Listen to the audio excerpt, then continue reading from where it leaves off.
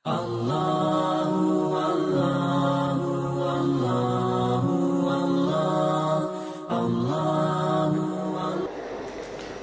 yang menentukan nilai dan kualitas daripada ibadah yang kita lakukan di sisi Allah Subhanahu wa taala yaitu ikhlas. Ikhlas dari sisi bahasa ya artinya bersih, jernih.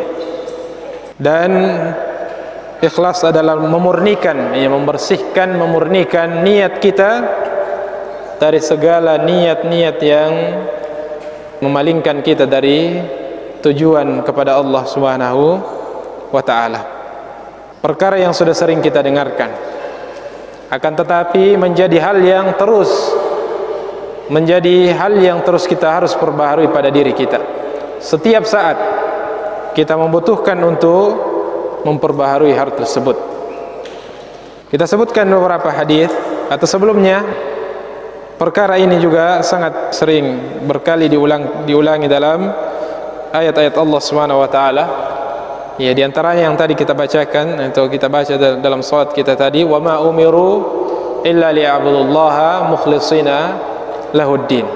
Dan mereka tidaklah disuruh, diperintah illa liya'budullah, kecuali agar menyembah Allah Subhanahu wa taala mukhlisin, dalam keadaan mereka ikhlas kepada Allah Subhanahu wa taala.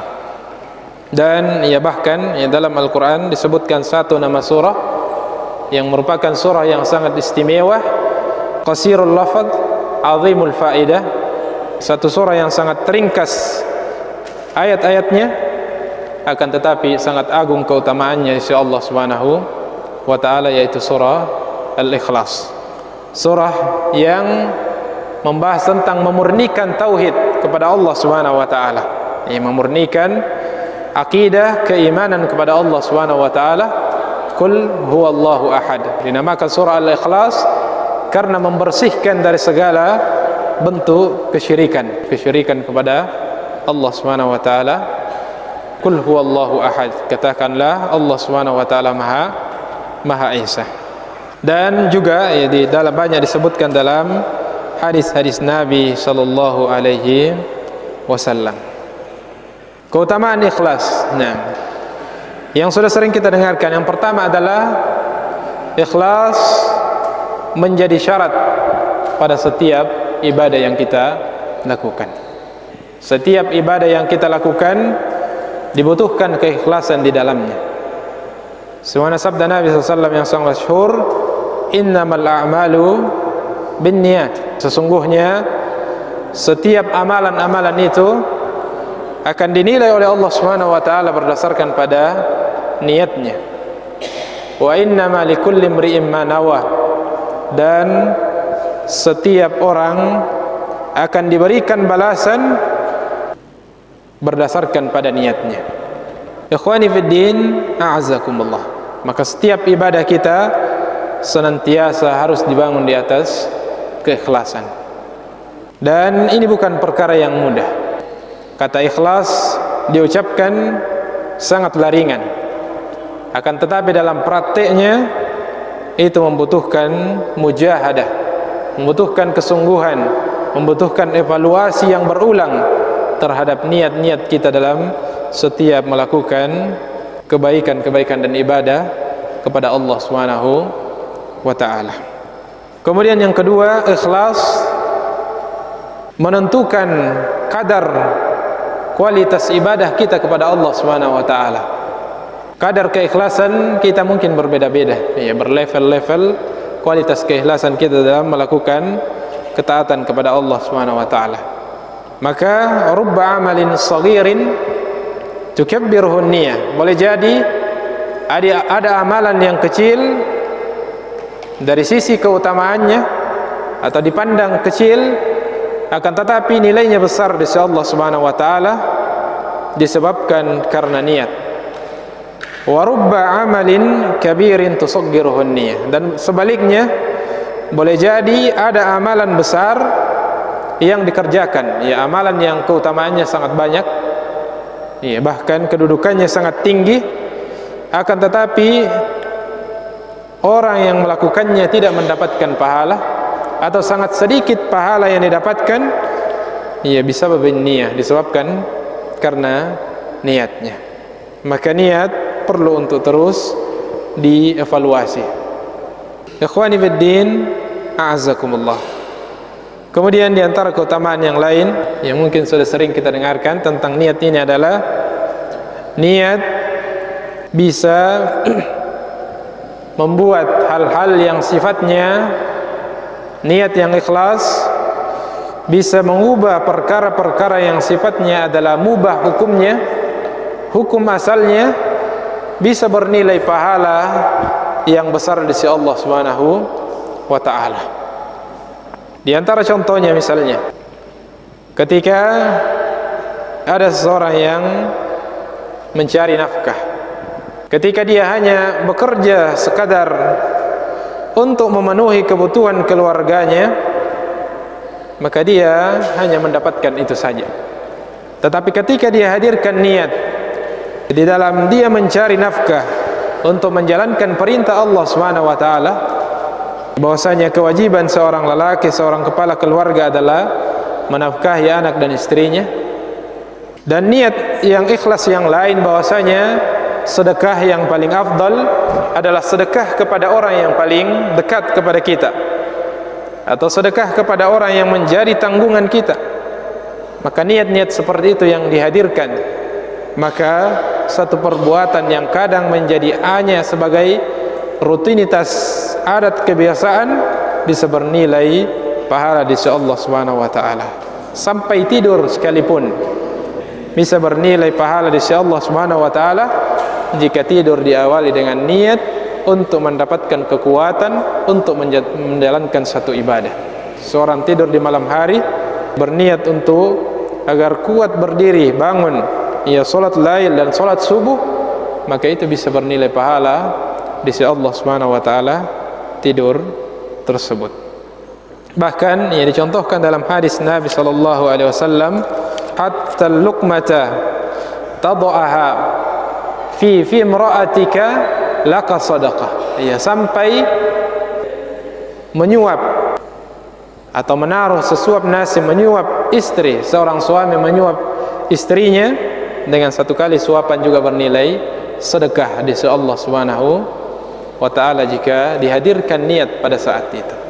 Dihadirkan niat untuk menyenangkan sang istri karena Allah Subhanahu wa ta'ala. Maka amalan-amalan yang adat sekalipun, yang hukum asalnya mubah, bisa bernilai pahala di sisi Allah Subhanahu wa taala jika dibangun di atas keikhlasan. Olahraga misalnya, bersepeda dan sebagainya, jangan sekedar menjadi hobi, kebiasaan, tetapi bangun niat-niat di baliknya. Ada keutamaan-keutamaan yang kita inginkan. Kita ingin sebagai ajang untuk menyambung ukhuwah silaturahim, sebagai ajang, sebagai sarana untuk menguatkan fisik kita agar kita kuat dalam kebaikan-kebaikan. Nah, al-mu'minul qawi ahabbu ila Allah minal mu'minid dhaif. Seorang mukmin yang kuat dalam hal fisiknya, ya dibutuhkan fisik yang kuat, dan tentunya kekuatan batin, kekuatan iman lebih daripada itu. Ahabbu ila Allah, ya orang mukmin yang kuat, ya lebih dicintai di sisi Allah Subhanahu wa taala minal mu'minid dhaif, daripada mukmin yang lemah. Wa fi kullin khair, ya, tetapi kedua-duanya punya kebaikan. Selama dia beriman, maka tetap dua-duanya berada dalam kebaikan. Tetapi yang kuat di sisi Allah Subhanahu wa taala lebih dicintai oleh Allah Subhanahu wa taala jika kekuatan tersebut dimanfaatkan untuk kemaslahatan di jalan Allah Subhanahu wa taala. Kemudian keutamaan yang selanjutnya daripada ikhlas tersebut adalah seseorang yang mengerjakan ibadah karena ikhlas kepada Allah Subhanahu wa taala dan berniat, ya, untuk bahkan berniat untuk mengerjakan suatu ibadah betul-betul karena Allah Subhanahu wa taala, lalu terhalang untuk menjalankan ibadah tersebut karena uzur syar'i, karena ada penghalang yang syar'i, baik karena sakit atau uzur-uzur yang lainnya, maka dia telah dicatat di sisi Allah Subhanahu wa taala kebaikannya seperti orang yang melakukan kebaikan tersebut. Sebagaimana sabda Nabi sallallahu alaihi wasallam yang disebutkan oleh penulis dalam bab ini, Fadailul Ikhlas. Hadis yang pertama beliau sebutkan An Anas radhiyallahu taala anhu, dari sahabat yang mulia Anas khadimur Rasul. Anas radhiyallahu taala anhu yang merupakan pelayan dari Nabi sallallahu alaihi wasallam. Beliau anna Nabi sallallahu alaihi wasallam, bahwasanya Nabi sallallahu alaihi wasallam kana fi ghazatin, adalah Rasulullah sallallahu pernah berada dalam peperangan, yaitu bepergian untuk keluar untuk peperangan. Faqal, lalu beliau bersabda, inna aqwaman fil Madinah, sesungguhnya ada suatu kaum atau ada beberapa orang di Madinah, khalfana, yang kita tinggalkan, yang mereka tidak ikut berperang, tidak ikut peperangan bersama dengan kita. Ma salakna sya'ban wala wadiyan illa wahum ma'ana fihi habasahumul udhur. Tidaklah kita melewati satu bukit, tidak kita mendaki melewati satu bukit atau melewati satu lembah, kecuali mereka mengikuti kita dalam pahala, kecuali mereka bersama dengan kita dalam mendapatkan pahala. Kenapa? Mereka telah berniat dan ingin untuk ikut dalam peperangan tersebut, akan tetapi kata beliau SAW, habasahum al-udhur. Mengapa mereka tidak ikut? Karena mereka terhalang oleh satu uzur yang syar'i. Ada uzur, ada alasan yang betul-betul syar'i yang membuat mereka tidak diikutkan atau tidak ikut dalam peperangan tersebut. Akan tetapi karena dia sudah punya azam, punya tekad dan ikhlas untuk ingin ikut, maka kata Rasulullah SAW, tidaklah kita melewati bukit atau melewati satu lembah kecuali mereka mendapatkan pahala seperti kita mendapatkan pahala tersebut. Ikhwani fiddin, a'azakumullah. Maka ini pentingnya an-niyah, pentingnya keikhlasan, niat yang ikhlas untuk melakukan ibadat tersebut. Maka ketika ada ibadah-ibadah mungkin yang kita masih berat untuk menjalankan, ada ibadah-ibadah yang kita belum memungkinkan untuk mewujudkan, maka jangan ketinggalan untuk mendapatkan keutamaan sebelum melakukan ibadah tersebut dengan betul-betul berazam, berniat, bertekad, ikhlas karena Allah Subhanahu wa taala ingin melakukan ibadah tersebut. Banyak contohnya, kita yang masih masih terhalang untuk mewujudkan ibadah haji misalnya atau umrah, maka niatkan seikhlas-ikhlasnya dan berazam, bertekad sekuat-kuatnya, maka dari niat dan azam itu kita sudah mendapatkan pahala sebelum kita melaksanakan ibadah tersebut. Ini termasuk yang jomblo mungkin masih terhalang untuk menikah, maka paling tidak mulai dengan niat yang ikhlas untuk mewujudkan hal tersebut sehingga mendapatkan pahala niat sebelum melaksanakan ibadah-ibadah yang mulia tersebut. Dan ibadah-ibadah apapun, termasuk ibadah jihad sekalipun. Jihad adalah satu ibadah yang harus ada niat di dalam hati kita untuk berjuang di jalan Allah Subhanahu wa taala dengan segala potensi yang kita miliki.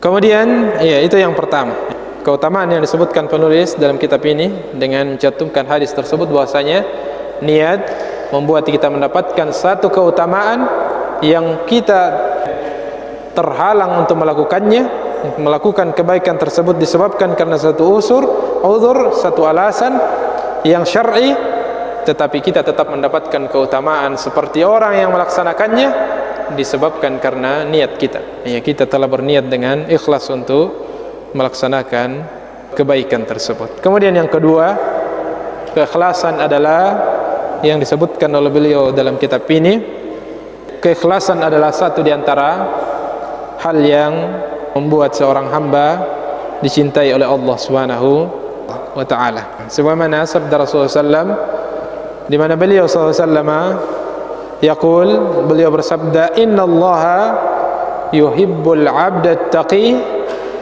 al-ghaniya al-khafi. Ya, sungguhnya Allah Subhanahu wa taala mencintai hamba-hambanya yang taqi, hamba-hambanya yang bertakwa. Al-ghani secara bahasa di antara maknanya adalah kaya, atau di antara maknanya yang lain adalah al-ghani tidak selalu meminta tolong kepada manusia, merasa cukup dengan dirinya dan bergantung kepada Allah Subhanahu wa taala. Wal khafi, dan yang ketiga adalah orang yang ikhlas. Ya, dan di antara indikasi seorang yang ikhlas adalah khafi, adalah semangat dalam beramal yang tersembunyi. Nah, semakin tersembunyi amalan, semakin dia cintai. Semakin tersembunyi satu amalan, dia semakin sungguh-sungguh dan khusyuk serta semangat dalam ibadah tersebut. Beda ketika sebaliknya, ibadah-ibadah yang zahir semangat, tatkala sendiri, ya, maka salat sunnah misalnya, salat sunnah sendiri dibalap cepat.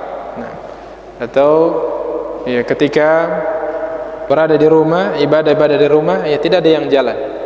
Nanti ibadah-ibadah yang bersama-sama, ibadah-ibadah yang nampak. Ya, maka ini masih perlu ya latihan keikhlasan tersebut, karena orang-orang yang ikhlas yang sungguhnya adalah al-khafi. Di antara ciri khasnya adalah sangat mencintai amalan-amalan yang tersembunyi. Meskipun sebagian amalan juga afdal, baik untuk ditampakkan sebagai motivasi bagi orang lain, tetapi jangan sampai ibadah yang nampak kita bersemangat, lalu ibadah-ibadah yang merupakan ibadah yang khafi, yang tersembunyi, kita bermalas-malasan. Maka kita bisa mengevaluasi diri kita masing-masing. Maka ikhlas, orang-orang yang khafi, orang-orang yang mencintai amalan-amalan yang tersembunyi, adalah satu di antara jalan yang merupakan jalan untuk mendapatkan cinta Allah Subhanahu wa taala. Dan salafus saleh terdahulu,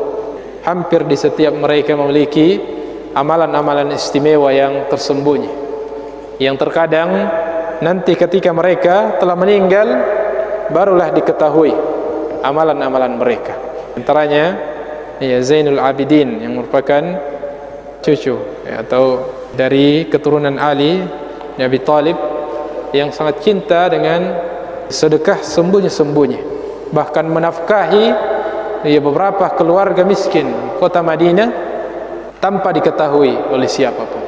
Setiap subuh ya, atau di subuh hari, beliau datang mengetuk pintu, lalu menaruh makanan depan pintu orang-orang miskin tersebut, lalu pergi, dan tidak pernah diketahui sampai beliau meninggal.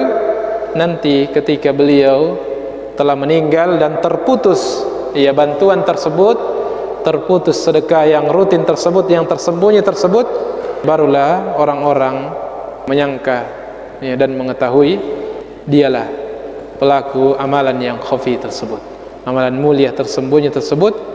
Dan ketika dimandikan, ya pundaknya sudah memar, terdapat bekas selalu memikul makanan ya untuk disedekahkan sembunyi-sembunyi kepada orang-orang yang membutuhkan tanpa diketahui oleh orang tersebut. Dan amalan al-khafi, satu di antara amalan yang sangat dicintai oleh Allah Subhanahu wa taala, dan menjadi sebab ya seseorang bisa mendapatkan naungan khusus di hadapan Allah Subhanahu wa taala. Di antaranya adalah orang yang beramal khususnya sedekah secara sembunyi-sembunyi. Disebutkan 7 golongan yang akan dinaungi nanti pada hari kiamat di padang mahsyar, di saat matahari didekatkan ke kepala. Salah satu di antaranya adalah rajulun yatasaddaqu fa akhfaha, adalah seorang yang bersedekah lalu dirahasiakan sedekah tersebut secara sembunyi-sembunyi, hatta la ta'lamu shimaluhu ma anfaqat yaminu, hingga tangan kirinya pun tidak mengetahui apa yang disedekahkan oleh tangan kanannya. Ya, sebagai gambaran bahwasanya ya orang-orang dekat pun ya tidak mengetahui sedekahnya. Nih, menunjukkan amalan tersebut ya disembunyikan, dirahasiakan untuk menjaga kualitas keikhlasannya kepada Allah Subhanahu wa taala. Ikhwani fid din, a'azzakumullahu taala.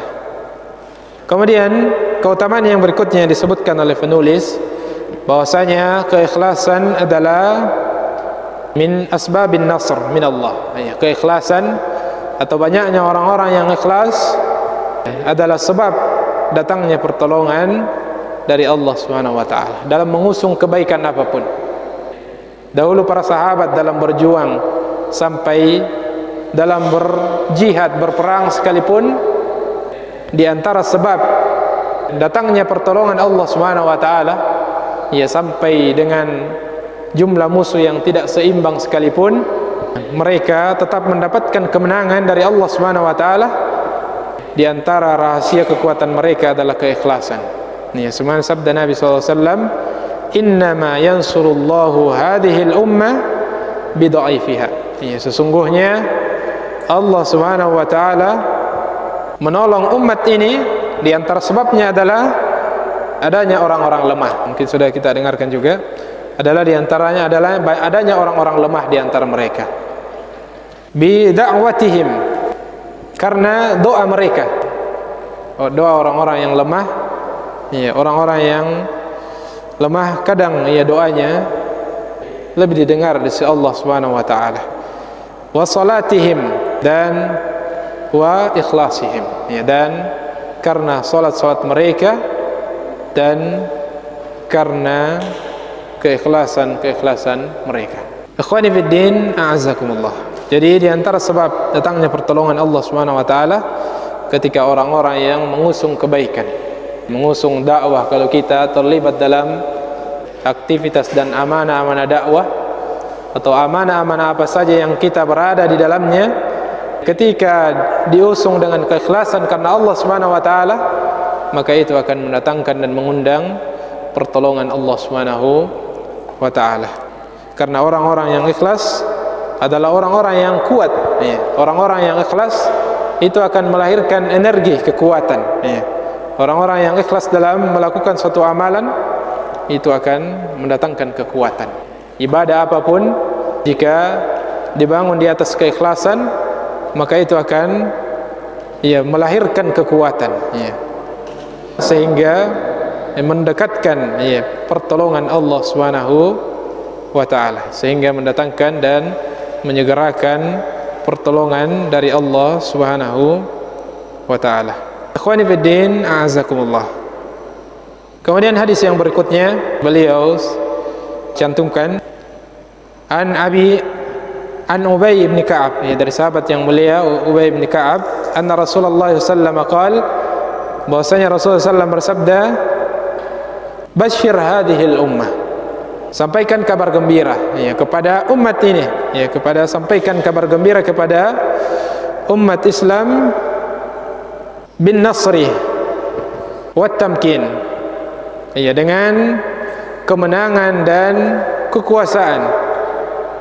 Faman amila minhum amal al-akhirah lid-dunya lam yakun lahu fil akhirati nasib.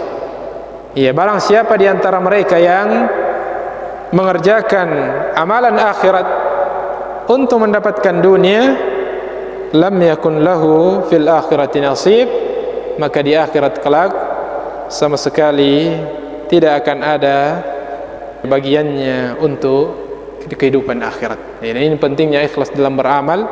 Ikhlas dalam beramal, kita lihat nilainya bagaimana ketika orang-orang yang beramal besar sekalipun tidak mendapatkan apa-apa kelak di akhirat, padahal pengorbanannya sudah begitu luar biasa, hanya disebabkan karena satu hal, yaitu keikhlasan. Sudah berulang pelajaran dari hadis yang tentang 3 golongan yang pertama kali akan dilemparkan ke dalam neraka sebelum pelaku-pelaku dosa yang lainnya, ya, sebelum pelaku-pelaku zina dan sebagainya. Ternyata yang awwalu man tusa'aru bihimun nar, tiga golongan yang pertama kali dinyalakan api neraka untuknya adalah tiga golongan manusia yang telah beramal besar di dunia, akan tetapi semua amalannya tidak dibangun di atas keikhlasan. Yang pertama, orang yang banyak atau orang yang banyak mujahid, ya, orang yang ikut berjihad di jalan Allah Subhanahu wa taala.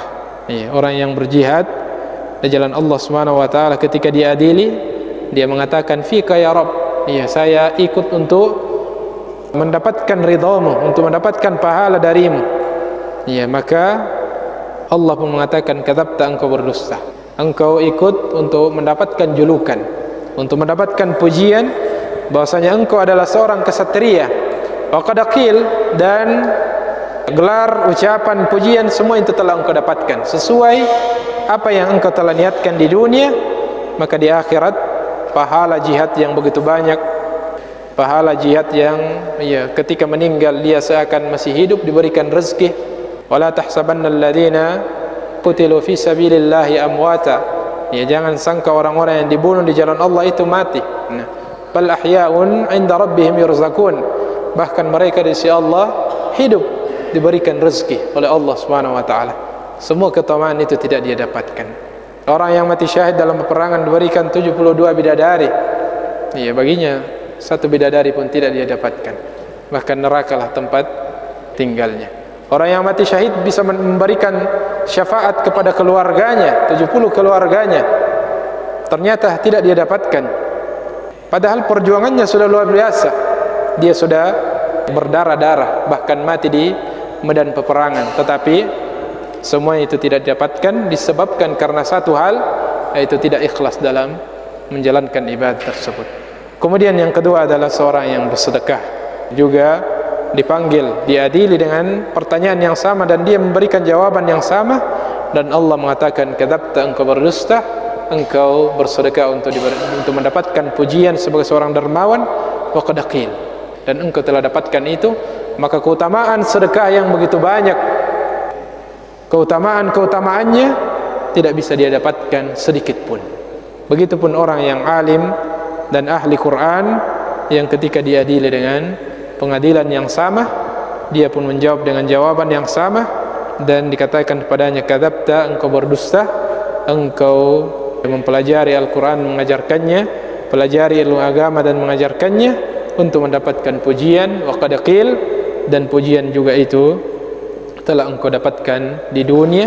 Maka pada hari ini tidak ada sama sekali keutamaan dari keutamaan yang sangat banyak, dari keutamaan ilmu dan Quran yang akan dia dapatkan kelak di akhir. Maka setiap ibadah kita perlu terus kita evaluasi kualitas keikhlasan, karena keikhlasan itu tempatnya di hati, dan sifat hati kita adalah disebut sebagai qalb litaqallubihi. Hati disebut dalam bahasa Arab sebagai qalbun litaqallubihi, karena mudah untuk berbolak-balik. Sejenak dia bahagia, akhirnya susah lagi. Sejenak dia tertawa, sedih lagi. Sejenak dia, ya, gembira, menangis lagi. Ya, itulah sifat hati. Maka niat yang tempatnya di hati juga akan senantiasa berubah. Senantiasa berubah, semana perkataan Sufyan bin Mubarak radhiyallahu taala anhu, ma alajtu syai'an asyaddu min niyati. Tidak ada sesuatu yang lebih susah untuk saya obati, lebih susah untuk saya luruskan, melebihi meluruskan niatku. Fa innaha tataqallabu 'alaiha, karena niatku senantiasa berbolak-balik.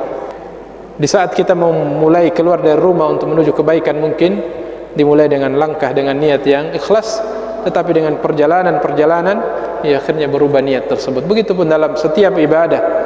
Ya, kadang kita sudah mengawali dengan keikhlasan, ternyata dalam perjalanan berubah niat tersebut. Atau bahkan setelah kita menyelesaikan satu ibadah tersebut, baru datang kemudian was-was untuk kita membanggakan dan menceritakan kebaikan dan ibadah tersebut, yang akhirnya menggugurkan semua pundi-pundi kebaikan yang telah kita bangun. Maka niat, ya, senantiasa kita saling mengingatkan untuk kita perkuat dan perbaharui setiap ibadah-ibadah yang kita laksanakan. Semoga ada manfaatnya. Kurang dan lebihnya mohon dimaafkan. Segala yang benar datang dari Allah Subhanahu wa taala. segala hal yang keliru itu dari kelemahan kami secara pribadi. Kita beristighfar kepada Allah Subhanahu wa taala dengan doa kafaratul majlis. Subhanakallahumma bihamdik, asyhadu an la ilaha illa anta, astaghfiruka wa atubu ilaik. Wassalamualaikum warahmatullahi wabarakatuh.